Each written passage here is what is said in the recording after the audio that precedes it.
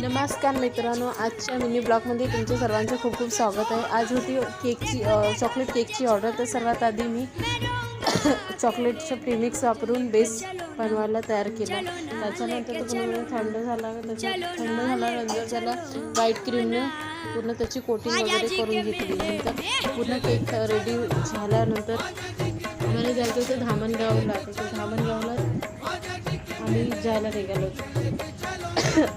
तिथं केकचं सामानसुद्धा आणायचं होतं, तर आम्ही केकचं सामानसुद्धा आणलं घेतलं आणि यायला उशीर झाला, कारण की तिथे रेल्वे पटरीचं कामसुद्धा सुरू होतं, तुम्ही बघू शकता।